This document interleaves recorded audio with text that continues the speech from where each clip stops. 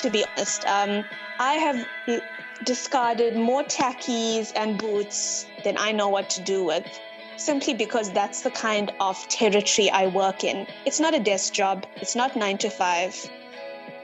But it's the best thing I've ever done with my life. Hey, beautiful people, and welcome to another episode of Sahu, the Growth and Leadership Podcast. Today we have a multi-acclaimed journalist with awards ranging from environmental conservation and consecutive wins for the Vodacom Journalist of the Year for Best Radio News feature. Allow me to welcome Minoshni Pillay. Hey Minoshni, how are you? Hi, Shiv. I am excellent, all things considered. How are you? I'm very well, thank you. Thank you for joining us and making time on your busy Sunday or your restful Sunday to chat to me and to my audience as well. It's a pleasure. It is a very rare restful Sunday because I do work a lot of weekends, but it's an absolute pleasure. And I thank you and your listeners for having me. Thanks so much. Thanks so much. And let's get into it. And I mean, you've been acclaimed with multiple awards, to say the least. And you're also an alum of Rhodes University. And let's dig into that. And I mean, how was Rhodes University during that time? And I mean, Rhodes has obviously turned to sort of a space where with the pandemic has gone down and makes it quite hard for students. But how was your time at Rhodes University? You know, it's actually quite ironic that would be the first thing you ask me, because when I woke up this morning and got into the shower, I pulled out my Rhodes hoodie and I put it on because I had to pop into the office this morning to do some work, and I put that on, and I just thought, oh, I'm doing an interview, over my career and things. Let me just pop this on in case I need to be on camera. Shiv, you know what? I think when I look back on like where my career started or where my development as an individual started, I can distinctly and clearly say it started in 2000 when I left Durban and traveled to the Eastern Cape to go to Rhodes University. It has been undoubtedly some of the best years of my life. For so many reasons other than just academics. Yeah. I went there to study a BJan. It remains one of the few tertiary institutions that offers you the opportunity to get a degree in journalism. I had no family in the Eastern Cape. I was very, very blessed having parents that were very liberal and allowed me to pursue whatever I wanted to do.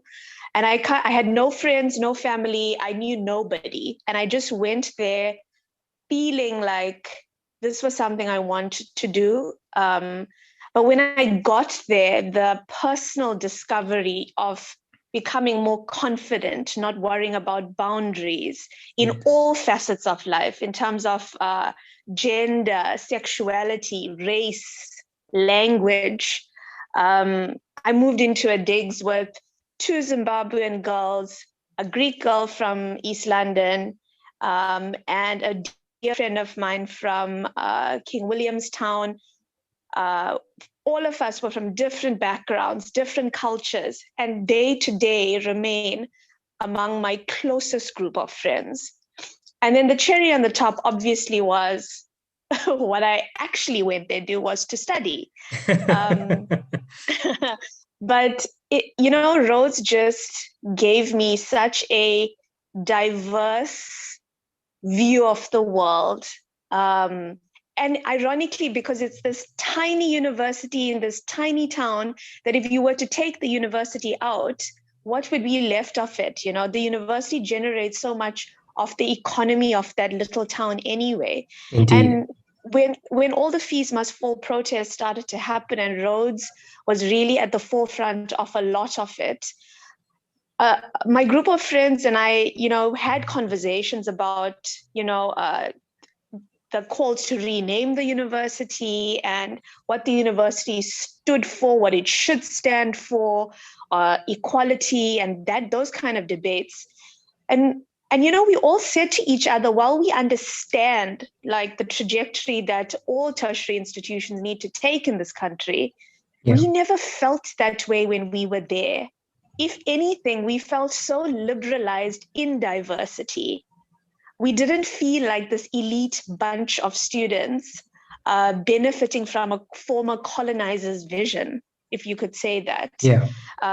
And I, by no means, came from a background where I had all the money in the world to go to Rhodes. I came from a very, very mediocre financial background where all my parents did was save for this so that when I turned 18, I could get that education. So elitism was never part of my life. And I knew going there, the huge responsibility I had to get that degree in those 4 years and make something of myself. So it was really, you know, in one way, it was wonderful to see the Fees Must Fall movement take off and what it stood for students of a younger generation. Yeah. But personally, when we had our conversations as alumni, we never felt a lot of what students were voicing. And I'm not saying that means they were wrong. I'm saying that it's a very, very special place. And to be honest, if that, even just the conversations around a name change, became so emotional when I thought about it. That will always be a place where I left a piece of my heart, to be honest with you. Wow, and I mean that's an amazing story. But what drove you to Rhodes as well as an education system, and what was the biggest driver and the passion to put you into journalism and sort of that media space? So I'd always really rotated towards the creative arts and languages and, you know, that kind of stuff. As much as I did maths and physics and all those main subjects at school, it never really felt like what my soul really loved. And so my options really were, I either wanted to pursue law or journalism. And I'd always loved writing, whether it was academically or just personally. Like it's a very cathartic space for me. It's something I tap into a lot to this day. And so journalism felt like the natural option. I also really have always had this ridiculous feeling like I could save the world. At that point, I didn't know how I was going to do it. I still feel like that a lot of the time, but I think it's a little bit more focused now. But I felt like journalism was a meeting of those two worlds. So my love for writing and a feeling like I wanted to make a difference. And so at that time, Rhodes offered a bachelor in journalism, and it was not a diploma option. And I felt like I had a better chance in the industry with a solid degree. And so that's why I went to Rhodes.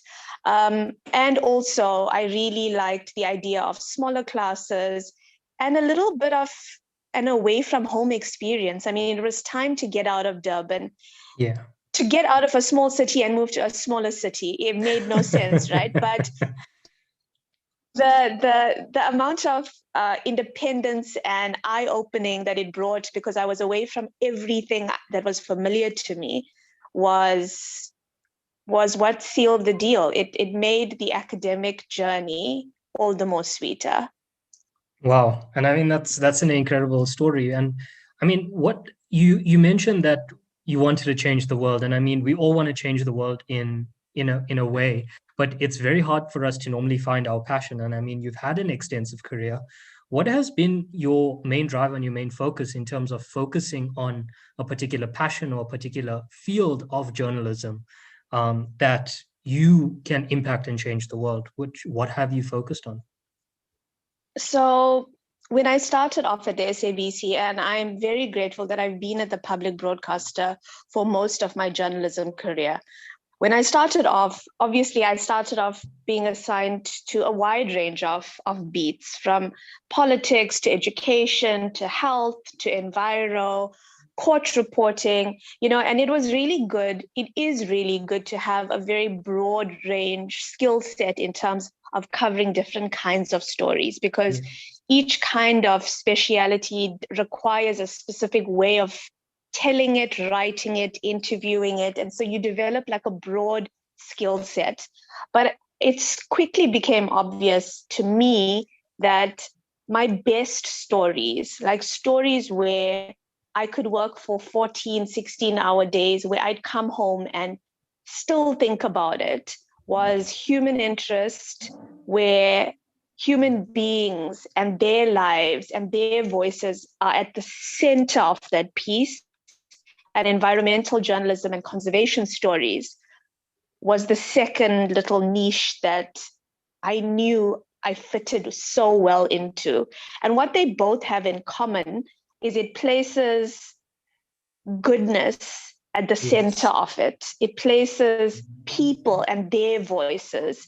Um, it places tragedy at the center of it. It's not easy beats to cover because there's so much of tragedy in conservation at the moment. There's so much of loss in human conflict, in natural disaster.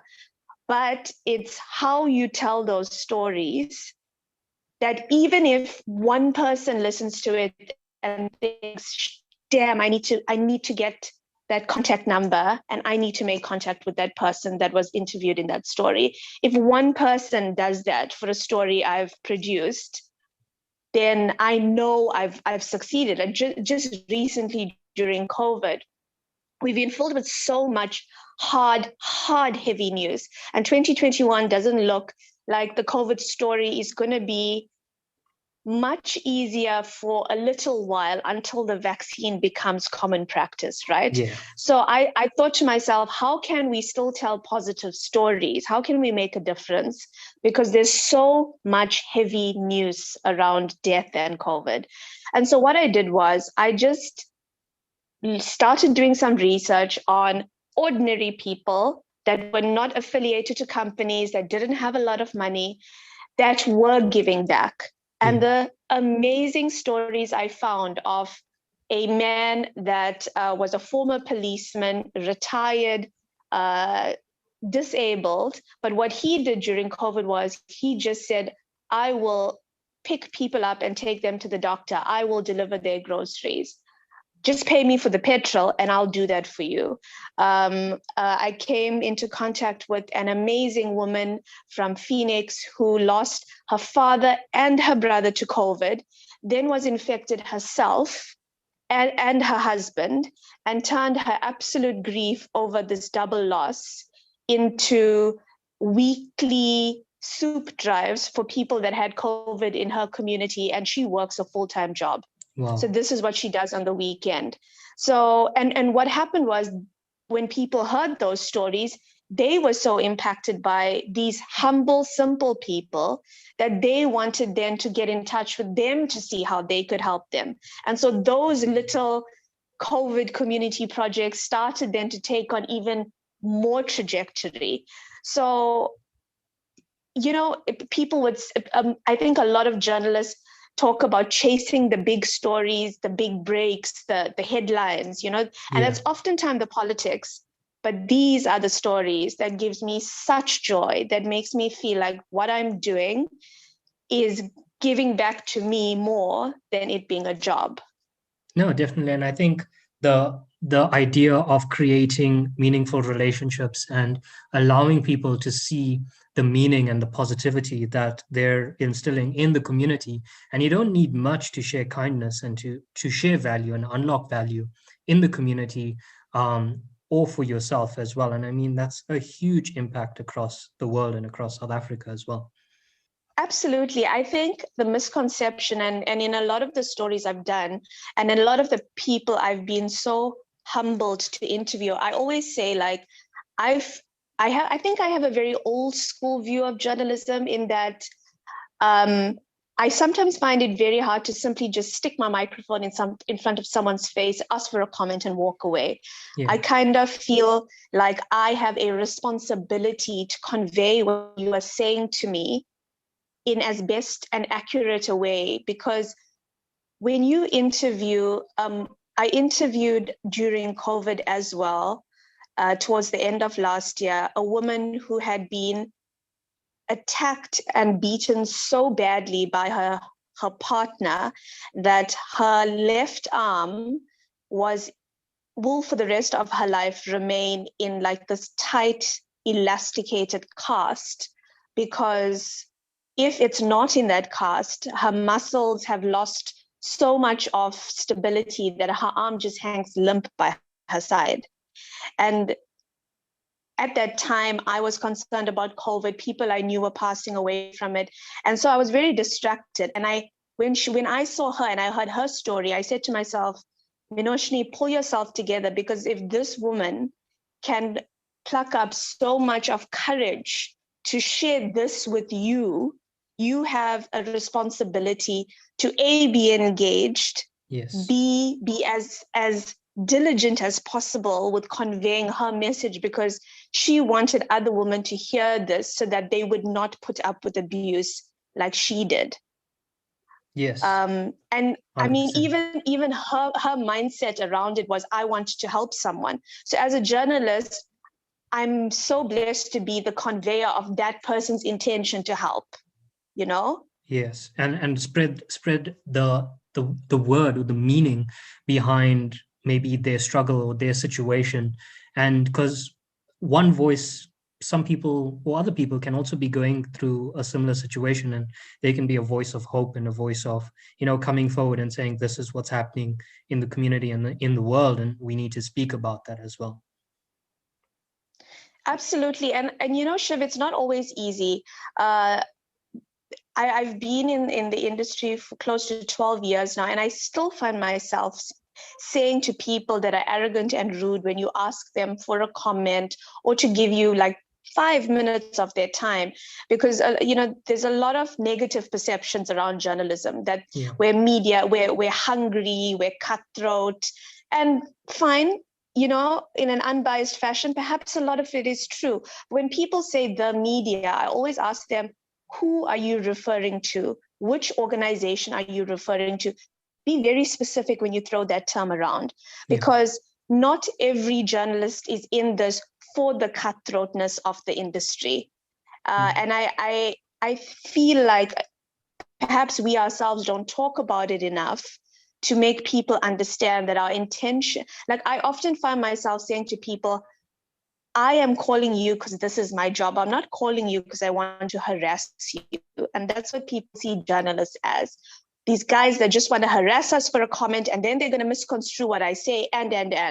Yeah. So you've oftentimes got to spend some time talking someone down and breaking down their perceptions of why you want to speak to them and what you're going to do with what they say, gaining their trust, and then getting into the story. It is draining. By the time you've done that, you've spent about 20 minutes trying to get someone just to break their preconceived notions about the industry.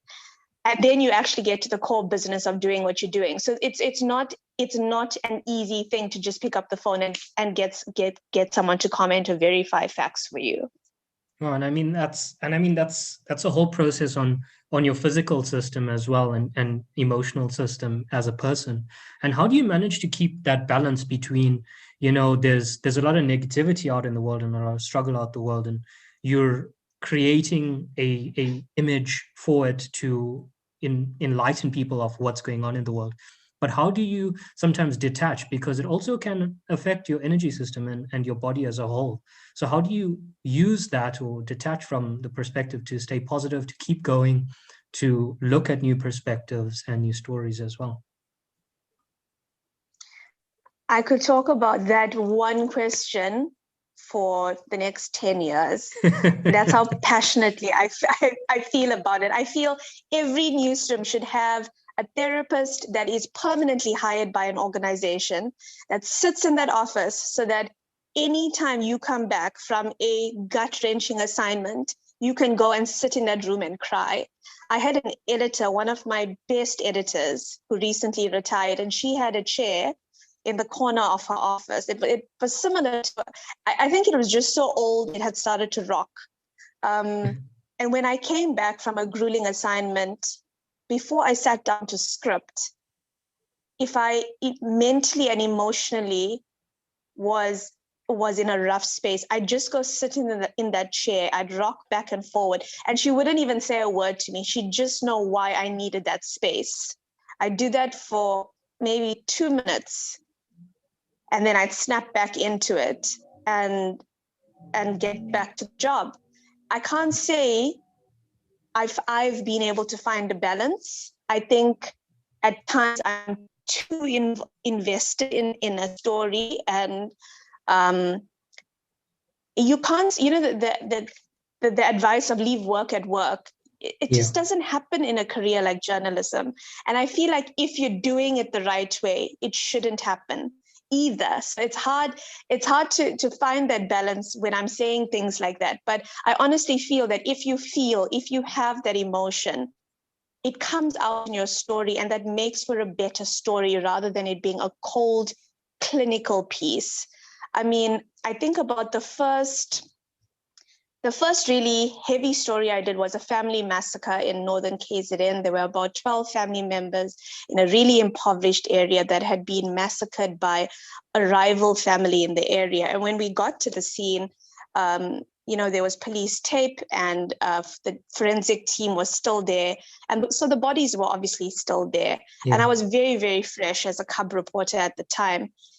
And I remember, seeing the dead bodies and at that level that I'd never seen at before was fine. I got back to the office. I started writing my script, editing my sound, and then I could just smell the dead bodies. Like, not that I had gone near them, but that smell of death just felt like I had brought it back with me. And when I got home, all I wanted to do was have a shower because I couldn't stop smelling it. There's been a really tough court case that I sat through for years and years and years. And some of your listeners may have heard about the story of baby Jamie from Chatsworth in Durban, who was abused by her mother and grandmother for years and then eventually killed. And they were subsequently convicted of her murder. But that court case sat in the Durban High Court for about 3 years. I became so invested in that story. I canceled leave days when there were court appearances. If it was my day off, I'd cancel my day off. I just became so invested in telling this child's story because it wasn't simply about her murder, but I soon realized the fact that she eventually died was actually kindness. And I realized that her death was actually the kindest thing that could have happened to her because she'd endured such years of systematic abuse that those acts over the period of years had been so devastating that had led to her death. So, and I remember when they showed the details of the autopsy in court, to prove the horrificness that this 4-year-old had been through, some of the most experienced advocates that were sitting in the High Court got up and left because they simply could not see the pictures. And I think about her, I can't lie to you. I think about this child a lot when I'll just be on a jog somewhere and I'll see a little child. And for some reason, I'll think of her. So to get back to your original question, it's not easy to strike a balance. You need to have family and friends that are very, very generous with allowing you either to share or not share. I can't share all of this when I come home. I need to go through a long time where I process it myself, and then maybe one day I can share it with my partner or my family. But you've got to have a really supportive, understanding support system. Yes. Because there's been days where I can come home and just not want to talk about anything. But if you ask me, then what drives you, what gets you through it? It's because I feel like I've been tasked with being respectful towards these stories, and that's why they come my way. And also I know that there is someone that needs to hear it for a reason that they understand in their life. I'm just drawn to this kind of journalism, and I know it will make a difference and that it can change people's lives. And so if I have to continuously feel tortured by someone's journey, it's just the price I have to pay. Wow, and I mean that's extremely powerful. But On the other hand as well, have you taken anything from these stories and I mean learned from them, adapted what actually happened to maybe your personal life and actions and how you report on it, and that sort of perspective? Have you taken anything from a case in that space and learned from it on personal growth side? 100%. Personally, it's made me solidify the fact that this is my niche in journalism. It's what I'm good at. So stop looking any further. This is it. Secondly, it's me to go to therapy in my personal capacity. I've always thought that there are professionals out there that are trained to help us. Why not use them? And I never did until probably in the last like 5-6 years. And I've seen the immense difference it's made in my personal life. So I would advocate I'm a firm mental health advocate in all respects. I could start a program one day that put a therapist in every newsroom where you didn't have to make an appointment or be stigmatized or see them over Zoom. That personal connection of just being able to go into the office and say, I need to speak to you now. Like, I don't know if you've watched Billions. Yes. And they have that, yes. And they invest in that therapist that drives that team and that is constantly just there. People can just walk in, sit down, and she is geared to know the industry, know what their strengths and weaknesses are. And she's recognized as like the greatest asset. That's how I feel journalists need access to a therapist. So therapy has been amazing for me because I knew very quickly I had to find a coping mechanism, and that began to help me. And I think it's been really fulfilling to know this is my life's purpose. You know, sometimes at different points in your career, it's not all roses. And you think to yourself, gosh, is this really the job for me? And I think it really is, you know.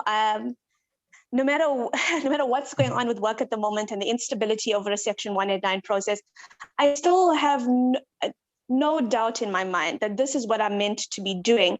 And on a personal level, for anybody to have that sense of fulfillment, it pushes you through the challenges. It enables you to keep on pushing when things are not good or you've had a bad day at work, because you know that despite that bad day, this is your contribution to the world. No, and I mean, I'm taking so much from your conversation and from your words, and I mean, it's been so impactful to see the immense amount of dedication and passion that goes into journalism, and from that perspective as well, what, like, giving someone advice in pursuing a career like this. And I mean, this podcast and obviously your conversation, what you're trying to convey is not to put someone off the field, but also to encourage young journalists to come through and to report these meaningful stories. But from your, I would say, a few words, what is something that you would tell someone young, upcoming, in the field, maybe studying, or wanting to pursue a similar career as yours? What advice would you give them? So, like I said earlier, I come from the old school journalism. So, all the wannabe young journalists that are getting this, listen up. Journalism is not about who gets it first, it's who gets it right, who is the most accurate. So, we live in an age where social media is driving instant journalism, right? So, my mother could be the next journalist because she could see something happen in her road, take a picture, upload it onto a WhatsApp chat group, and it lands up on Twitter. And she would have done faster than any journalist that's diligently sitting there and fact checking. But I think this instant coffee style of journalism needs to just take a little step back and look at the good old-fashioned art of storytelling. So my advice to anybody that wants to get into the field is go back to the basics. Just go back to the basics, because that will stand you in good stead for even if you want to get into a fast-paced digital style of journalism. The basics will hold you in good stead. Secondly, I always joke with new journalists and say, do you have a social life? Forget about it. Because legitimately, that's true. You cannot plan anything in this career. I do not plan holidays, lunches with friends, family gatherings. I simply say to people, I would really love to support you, and I will do everything I can to be there. Because you work public holidays, weekends, and I always say my day starts from 5 to whenever. I wake up at 5 a.m.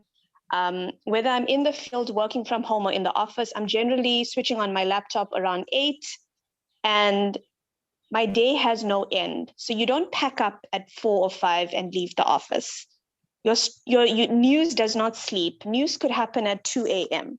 So Yeah. make peace with the fact that you're going to have to work incredibly erratic, long, grueling hours. And you're going to be pushed out of your personal comfort zone a lot. Um, you're going to have to grow a very thick skin because people are going to say nasty things to you when you know all you're doing is you're trying the best to get your job done. And you need to just not take it personally. There's often times where people overstep boundaries and you can address them on it, but you're put into tough situations. To be very blunt about it, there's days where you won't be able to use the loo for such a long period of time because you're stuck in an area where there literally just is nothing but the glorious bush, and that becomes your toilet.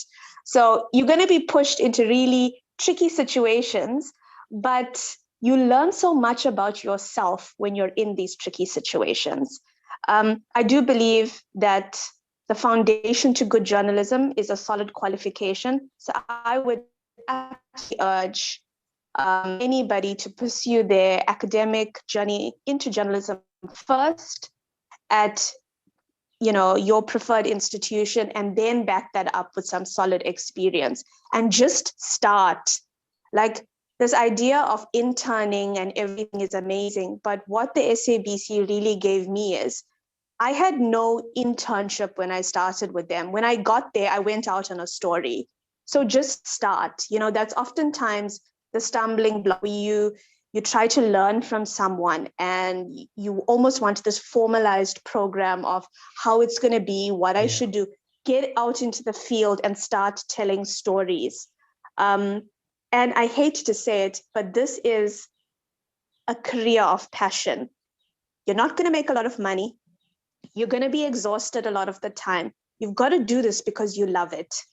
You have to find reward in something else other than monetary value in journalism. It's one of those noble professions where unless you are on entertainment on the red carpet and you consider that journalism, which perhaps it is, let me not be judgmental, you're not in it for the money. So make peace with that at the outset and realize the reward has to come in some other aspect of your career. Wow, and I mean that's a huge eye opener to young journalists or just school leavers just thinking about the idea. But sometimes we need to hear the hard truth in order to set our perspective right, going into the market, going into the job market as well. And internships really create this facade of this is what you would be doing if you were here, this is what you would be doing here, but they don't give you the nitty gritty of saying, and millennials in the space and coming into graduate programs, for one, they feel that promotions are going to happen every 6 months, and you're going to get a salary increase in every 6 months, every 9 months, and it's going to continuously escalate. But that's not sort of the thing in the working world. You work really hard. Sometimes you won't get an increase.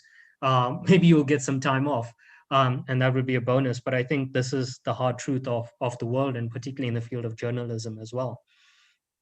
And it is unfortunately, and I don't want to also really demotivate anybody. It is the most rewarding career if it's right for you, as the same applies to anything. It is absolutely fulfilling. It is such a joy. I get to experience things on the best days. I can do a political story one day. I'll be meeting a sports player the next day. I'll be traveling to the Philippines to cover a typhoon. It's absolutely exhilarating. And I think it's unbelievable, but it's not easy. Yeah.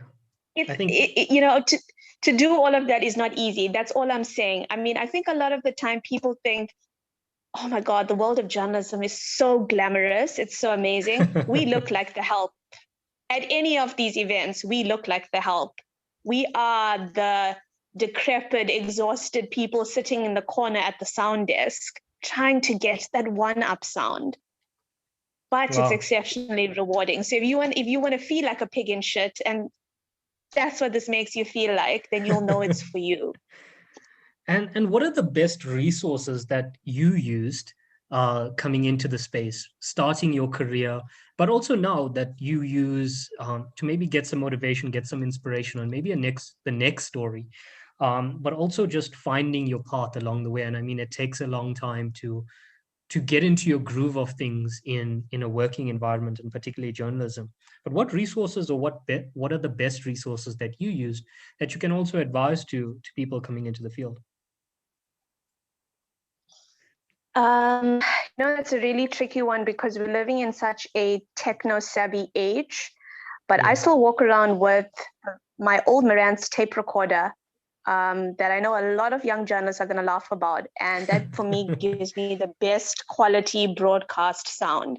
There are instances where I'm recording off my cell phone, I'm editing on my cell phone. I mean, my cell phone is my editor, my communicating link with my editor. I type, I edit sound, I send scripts, I do everything off this little device.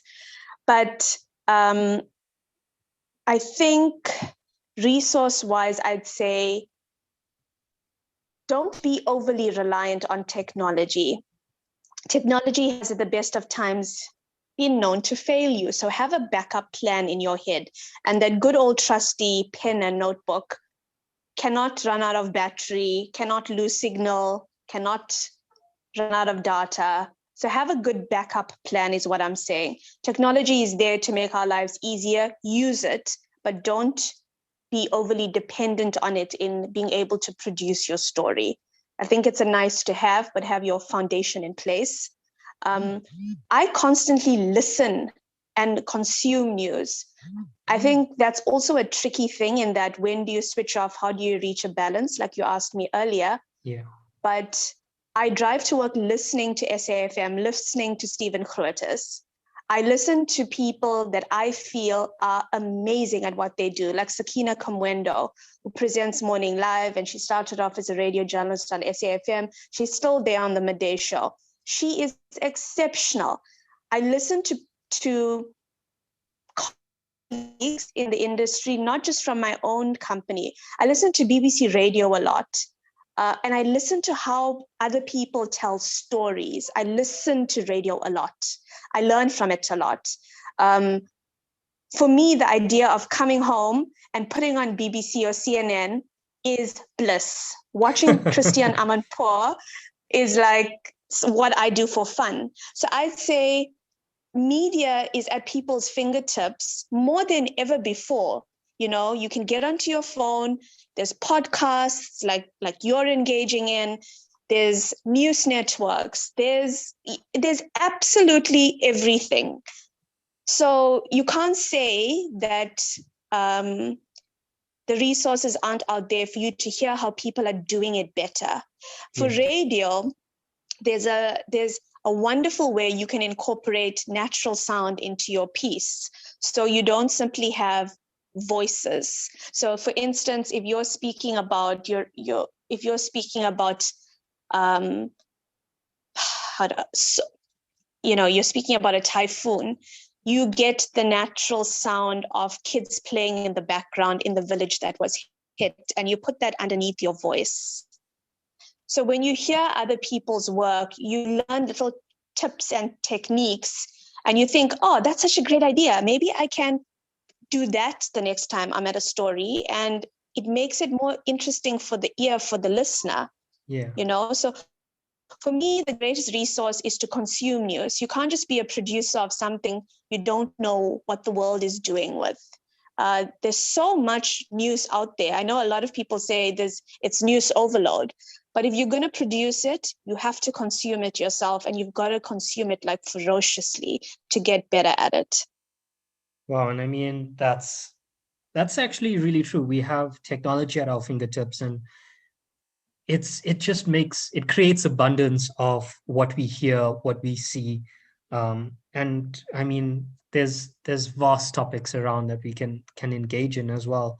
And with that said, are there any myths that you've come across that in your field that you would like to debunk, that you maybe heard of before you got into the field, but then realized that, wow, this is actually not what it is? I think just colloquially, everybody thought journalism was glamorous. People still think it's glamorous. Think, oh gosh, you're covering the Durban July. It is possibly the worst assignment in the world to cover the Durban July, because you go there, everybody's dressed to the nines. You are not on assignment, and you actually need to physically get the job done. Yeah. The whole idea that journalism is this red carpet kind of career is absolutely, nothing could be further from the truth, to be honest. I have discarded more tackies and boots than I know what to do with, simply because that's the kind of territory I work in. It's not a desk job. It's not 9 to 5, but it's the best thing I've ever done with my life. Wow. And I mean, you can just hear from your voice the amount of passion that goes into your work as well. And I mean, coming to our final remarks and our last few questions for this podcast, I mean, 2020 was I wouldn't say an incredible year, but was an incredible year in the space of we learned a lot about ourselves, and being quarantined with our partners or alone, it taught us a lot about ourselves, a lot about our mental state and how we continuously do work. But what has 2020 given you or taught you? Oh, that's a hard question. I think I'm still trying to figure it out, because I feel like 2020 kind of merged into 2021 with the state of how things are. I'm very lucky in that I've always been someone that didn't need a lot of people. I kind of am very happy in my space, and I love being alone. I won't lie, I have to apologize to my husband, because it must have been the most challenging thing for him to be locked up with me for that period of time. But thankfully, I think it taught me how to be more caring, how to be kinder to myself. It's something I really battle with. I kind of set very high, oftentimes unachievable standards, and I realized the fallacy of that. It actually makes you less productive sometimes. It's a great thing, but there has to be boundaries. Yeah. And I've also really had something that came to me towards the end of 2020, where I said to myself, those of us that survive this incredible loss and pain that families are going through of losing people they love so much, those of us that survive this, there has to be a reason why we do. Yeah. There has to be a reason why I remain here. There has to be a reason why I was spared it, because nothing separates me from someone that's passed away from COVID. It doesn't choose, it just takes. And so I really am now at the start of this new year trying to understand, what is my further purpose after this? Because I think everybody has had to face their purpose last year and question it. And I think now I'm asking myself, we're by no means through this pandemic, and there's going to be a few years where it's still going to be touch and go. But I really feel like there is a purpose why I have to date survived. And what am I going to do with that gift? How am I going to make the world even better than it is right now? Because intrinsically, I do believe that we're in this state that we're in this healthcare crisis, because of how we've abused the planet. And the planet simply said, no more. I've been asking you to go easy on me as a human race, and you just haven't. And I honestly feel that, I know it may sound wishy-washy and very airy and pie in the sky kind of stuff, but as a human race, we have abused this planet beyond reproach. We have not cared for it. And something had to come and stop us in our tracks. And we simply cannot go back to our old ways once things properly normalize, once the majority of our population are vaccinated. We simply cannot go back to being abusers of the one place we have to call home. Yeah. And so now I'm trying to figure out, if I was spared and if I am lucky enough to get out of this entire pandemic alive, what is then my purpose? What do I need to give back for being spared? And I don't know. I'm still on that journey to figuring that out. And once I do, maybe we can do a follow-up. Yeah, I think there's a lot more to come, and I think we'll have to do a part two to catch up on a lot more information. But on the last, I guess, question, if you were in my shoes right now, as an interviewer, what question would you ask yourself in the space that maybe I've missed covering your story? I'm used to asking the questions, not answering it, right? So I think I'd ask myself, in a typically critically Minoshni way, I'd ask myself, what could you have done better?